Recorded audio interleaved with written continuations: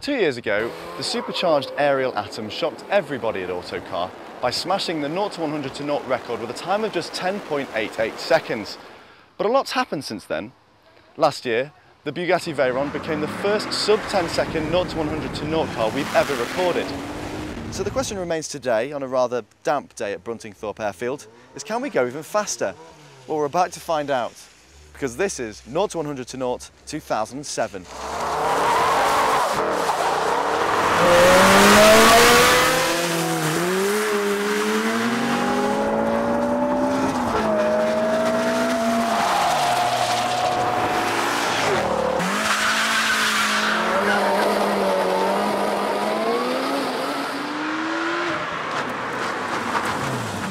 The premise is simple, really.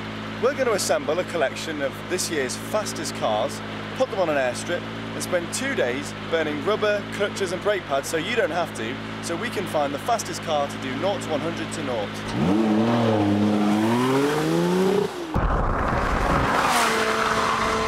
Porsche's 911 GT3. Now 911s always seem to prove pretty well at 0 to 100 to 0. With the engine in the back, they just seem to accelerate and brake a lot better than most things here. This one is the real thoroughbred version of the 911 family too. It's got 415 brake horsepower and ceramic brakes, so it should be pretty quick. Lamborghini Gallardo Superleggera. Now this is the lightweight hardcore version of the baby Lambo that we tested 2 years ago. Back then it put in absolutely storming performance. This one's got more power, better brakes and weighs 100 kilos less. Lotus 211. Now with only 252 brake horsepower this may be a bit of a long shot, but it does only weigh 745 kilos and it's got a mean set of Yokohama tyres.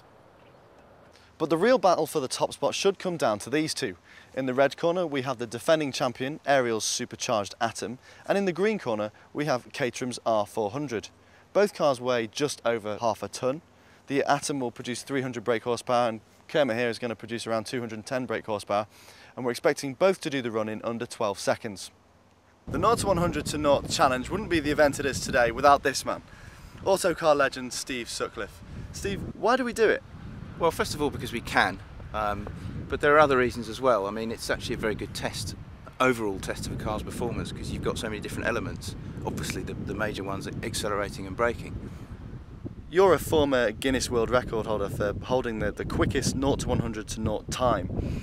I'm assuming there must be an awful lot to it, much more than just having a heavy right foot. I mean, there is a lot to it, and you need to practice a bit, but it's the braking you have to get more right than the accelerating, actually, particularly when it's wet, which unfortunately it has been for an awful lot of what we've done today. 2 years ago, a supercharged Ariel Atom did the run in about 10.88 seconds.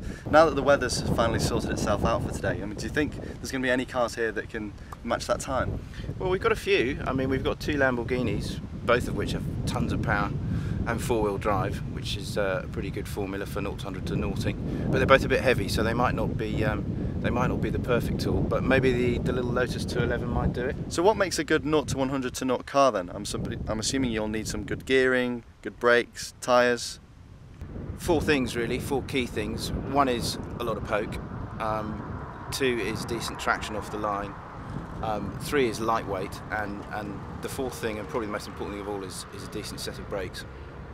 And do you still think that after all these challenges today the Atom will still be on top? In a word, yes.